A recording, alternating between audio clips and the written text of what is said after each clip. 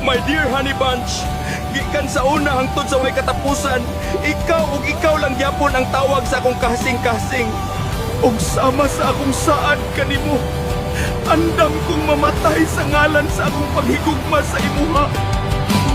Mamamatay akong nakangiti kapag ikaw ang nasa aking tabi. Mabubuhay akong nagsisisi kapag sa araw hindi kita mapapangiti. Kalapastangan ng di kaibigin. Yatay ning gapuyo tagagubatan, wala tay kaparkingan oy. Nabugsok no na akong inflin, paswapan unta na ko tong ante sa singsing. Pero sige lang, malampos ko ni tanan. Ug puhon pangako sa iyo Trish, mapalit ko ang kinamahalang singsing para sa imuha. Nidalikyat ko sa inyong hakordapyo, wala man ka.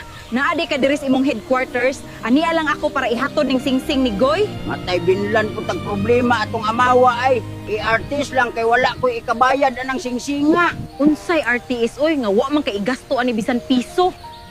Bayad na ang taon ning singsinga ug libre nga makuha ni Goy. Pag sure oy kamahal man taon anang singsinga. Matay dakong katingalahan nganong ihatag sa iyaha og libre. Ay bisan ako nahibulong gyud kay kung wa ka masayod nga kaning singsinga ang kinamahalan sa ako ang mga alahas. Mao ding nangiyawat og pangitag kwarta tong bataa, gusto di siya mo palit. Pila man di kantidad anang singsinga? Dugay gyud niya ning gipangandoy nga singsinga kay ang kantidad ani usa ka ektaryang kasagingan. Ang dakong pangutana kung kinsang buang ang nigasto og ingon anak kadako para lang ihatag ni Goy ng singsing. Maunay pangutanang dili ko matubag kay ang tugon sa nagpalit ani para ni Goy nga dili ipastorya kung kinsa siya. Aw, nindot po di sa tirada kay pina-anonymous ba? Ambot asa ron si Goy kay gapangita sa iyang uyab wa pa mabalik.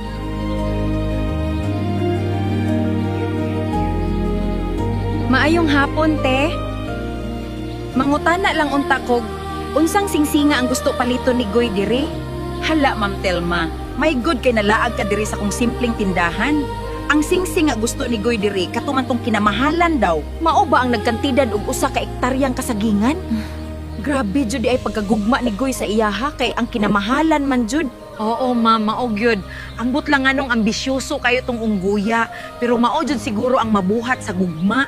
Mao jud siguro, te. Sige ako tong paliton ug kung pwedeng kuhaon lang nimo sa balay ang titulo sa kasagingan para ma-process nato. Hala, pag sure, ma'am, oy. Sige, karon dayon i-release ko sa imuha. Luoya di ay ni Goy, kay naunha na siyang palit nimo. Ang singsing nga akong paliton ipahatag ko nimo ni Goy. Pero unta dili lang siya makabalo nga sa ako agikan. Nimong paliton ang kinamahalang singsing para ihatag ni Goy para mahatag niya sa iyang hinigugma. Kaswerte pud sa unggoy, oy.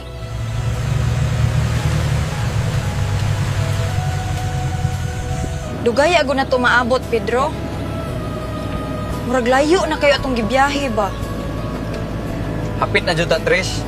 Pasensya, gapahinay lang jud ko kay nag-amping po ko sa biyahe. Lisod nang maunsa ka. Kanang na ako'y na-realize while gabiyahe ta. Pero ambot lang og mutuo ka if istorya na ko ni nimo. Mangulba man punta nimo, Trish, oy.